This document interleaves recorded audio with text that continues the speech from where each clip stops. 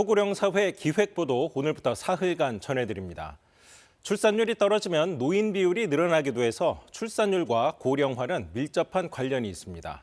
그런데 2015년 이후 줄곧 떨어지던 합계 출산율이 지난해 처음 반등해 0.75명이 될 걸로 보입니다. 이 반등세가 지속될 수 있을지 정현욱 기자가 취재했습니다. 합계 출산율은 여성 1명이 가임 기간 낳을 것으로 예상되는 평균 출생아 수를 의미합니다. 2015년부터 매년 가파르게 감소하다가 2023년 0.72명으로 역대 최저치를 기록했습니다. 곧 집계될 지난해 합계 출산율은 당초 예상보다 높은 0.75명이 될 것으로 정부는 내다봤습니다. 이렇게 되면 9년 만의 반등입니다.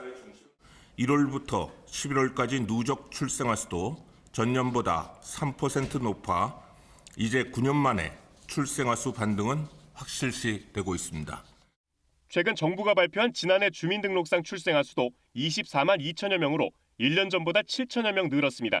역시 9년 만에 증가세가 확인됐습니다.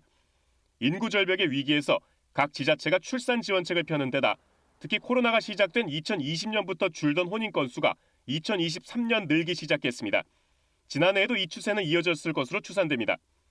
출산 선행 지표인 혼인 건수가 늘었다는 점에서 지난해 출산율 반등은 일시적인 현상일 가능성이 크다는 분석도 나옵니다. 더 많은 아이들이 태어나는 국면은 아마 제 생각에는 한 2, 3년? 최소한 2년 정도는 가게 될 것 같아요. 하지만 이것이 진짜로 우리 환경이 개선돼서 출산율이 오른 것이냐, 우리 인구에서 출산력이라고 하는데 아이를 낳는 분위기가 많아진 거냐, 이거로 보기는 아직 힘들다고 봐야 되겠죠. 정부는 초저출생 기조가 지속되면서 고령화 속도도 빨라져 20년 뒤에는 고령 인구 비율이 37%가 넘을 것으로 내다봤습니다. KBS 뉴스 정은욱입니다.